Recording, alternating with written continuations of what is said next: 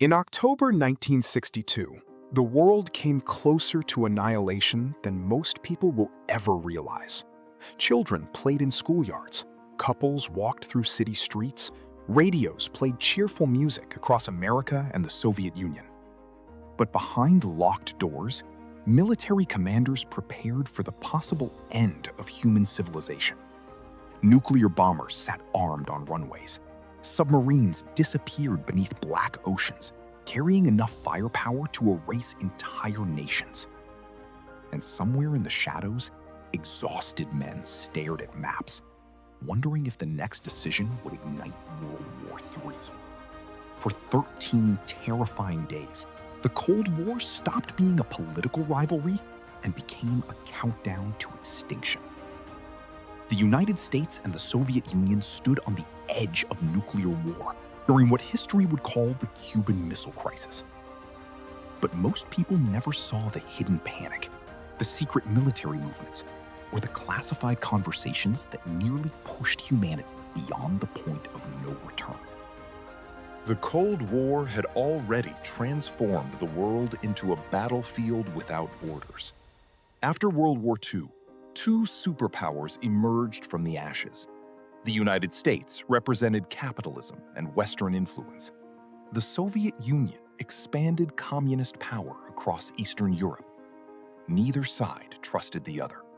Both believed the future of civilization depended on winning this silent conflict. Across divided Berlin, armed soldiers watched each other through barbed wire and concrete checkpoints. In Washington, generals feared communist expansion across Asia and Latin America. In Moscow, Soviet leaders believed America planned to surround and destroy them. Every scientific breakthrough became a weapon. Every revolution became a proxy war. Every alliance became a potential trigger for catastrophe. By the late 1950s, the nuclear arms race had spiraled into madness. Both nations possessed enough atomic weapons to destroy the planet multiple times over. Massive hydrogen bombs could vaporize entire cities in seconds. Military planners developed horrifying strategies with names like mutually assured destruction. The logic was terrifyingly simple. If one side launched nuclear missiles, the other would retaliate, guaranteeing total devastation for both. Then came Cuba.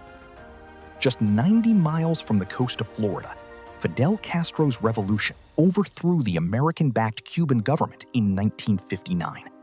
To Washington, communist Cuba represented a dangerous Soviet foothold in the Western Hemisphere. To Moscow, Cuba became an opportunity. Soviet Premier Nikita Khrushchev saw a chance to challenge American power directly. Tensions exploded after the failed Bay of Pigs invasion in 1961, when CIA-backed Cuban exiles attempted to overthrow Castro. The invasion collapsed in humiliation. Castro turned fully toward the Soviet Union for protection. Behind the scenes, Soviet officials secretly proposed an extraordinary plan: place nuclear missiles inside Cuba. The operation was hidden under extreme secrecy. Soviet cargo ships crossed the Atlantic carrying missile parts disguised beneath agricultural equipment. Soldiers traveled wearing civilian clothing. Construction crews worked day and night building launch sites across the Cuban countryside. Entire nuclear missile systems were assembled in silence, while American intelligence struggled to understand what was happening. Then, an American U-2 spy plane changed everything. On October 14, 1962, high above Cuba, a reconnaissance aircraft photographed strange structures hidden among the trees. Analysts in Washington examined the images carefully. Long launch pads, missile transport vehicles, support bunkers. The evidence became undeniable. The Soviet Union had placed nuclear missiles within striking distance of American cities. Inside the White House, panic spread quietly. President John F. Kennedy gathered his closest advisors inside the cabinet room. Military chiefs demanded immediate airstrikes against Cuba. Some argued for a full invasion. Others warned that attacking Soviet forces could trigger nuclear retaliation in Europe. Every option carried unimaginable risks. Meanwhile, ordinary Americans had no idea how close the world had come to disaster. Behind closed doors, generals calculated casualty estimates in the tens of millions. Nuclear war simulations predicted entire regions reduced to radioactive wastelands. Soviet commanders prepared their own responses. Submarines armed with nuclear torpedoes moved silently through the Atlantic, while American warships searched the seas. The world entered a state of suspended fear. Kennedy rejected immediate invasion and instead announced a naval blockade around Cuba, calling it a quarantine. American warships formed a defensive line across the ocean. Soviet cargo ships continued approaching. If either side fired first, escalation could become unstoppable. For several days, the planet held its breath. In Moscow, Khrushchev received conflicting reports from military commanders and intelligence officers. Soviet generals demanded strength. Some feared American weakness would disappear if the missiles were removed. Others privately worried the crisis had already gone too far. Then came one of the most dangerous moments in human history. On October 27th, an American U-2 spy plane was shot down over Cuba. The pilot, Major Rudolph Anderson, was killed instantly. Across military command centers, alarms spread rapidly. American commanders prepared retaliation plans. Soviet forces in Cuba believed invasion was imminent. Nuclear weapons on the island were already operational. Unknown to President Kennedy, some Soviet field commanders in Cuba had permission to use tactical nuclear weapons if attacked. At nearly the same moment, deep beneath the Atlantic Ocean, another catastrophe almost began. American destroyers detected a Soviet submarine hiding underwater near the blockade line. The submarine, exhausted and cut off from communication, believed war might already have started. Temperatures inside became unbearable. Crew members struggled for oxygen. American ships dropped practice depth charges to force the submarine to surface. Inside the Soviet submarine B-59, commanders debated launching a nuclear torpedo. One officer argued nuclear war had already begun. Another demanded retaliation against the American fleet. The decision required agreement from senior officers on board. In the suffocating darkness, one man refused authorization. Soviet officer Vasily Arkhipov prevented the launch that might have triggered World War III. History nearly disappeared beneath the ocean that day. Back in Washington, Kennedy faced unbearable pressure. Military leaders insisted the United States could not appear weak. Some believed nuclear war was inevitable anyway. Others feared delay would allow Soviet missiles to become fully operational. Then, a secret opportunity emerged. Khrushchev sent a private message offering compromise. The Soviet Union would remove missiles from Cuba if America promised not to invade the island.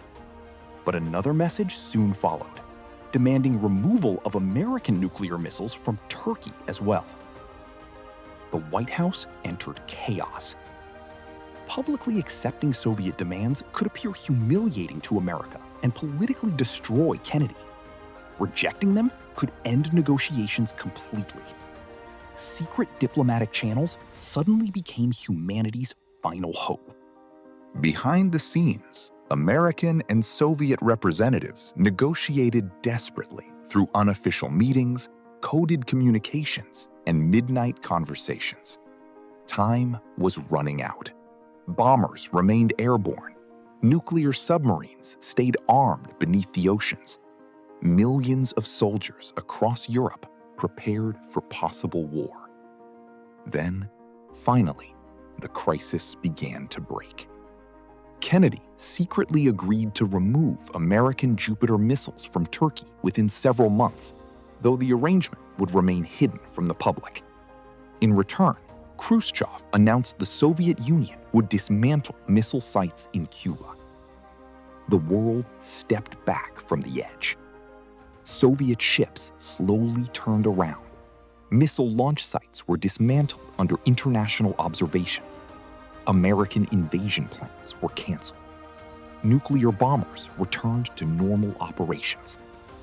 Across cities and towns worldwide, people continued their lives without ever fully understanding how close civilization had come to destruction. But the Cold War did not end. The Cuban Missile Crisis changed both superpowers forever. Washington and Moscow established direct communication hotlines to avoid future misunderstandings. Nuclear treaties slowly emerged, yet fear remained deeply embedded inside global politics. The Cold War expanded into espionage, proxy wars, assassinations, propaganda campaigns, and technological competition. CIA agents operated in shadows across foreign governments. KGB operatives infiltrated Western institutions. Berlin remained divided by concrete and armed guards. Vietnam became another brutal battlefield in the struggle between communism and capitalism. Entire generations grew up under the shadow of nuclear annihilation. School children practiced duck and cover drills. Families built underground bunkers. Air raid sirens echoed through cities. Films imagined apocalyptic wastelands and radioactive destruction. Humanity learned to live with the possibility that civilization could disappear in a single afternoon. And yet, perhaps the most terrifying part of the Cold War was how often disaster came down to ordinary human decisions. One misunderstood radar signal, one nervous submarine commander, one pilot flying too far into enemy airspace, one politician refusing compromise. Again and again, the survival of millions rested in the hands of exhausted individuals making impossible choices under unimaginable pressure. Many Cold War documents remained classified for decades. Secret operations, assassination attempts, espionage missions, and nuclear close calls continued emerging long after the Soviet Union collapsed in 1991. Historians later discovered multiple moments where accidental launches or military misunderstandings nearly triggered catastrophe. The world survived not because systems were flawless, but because certain people chose restraint at critical moments.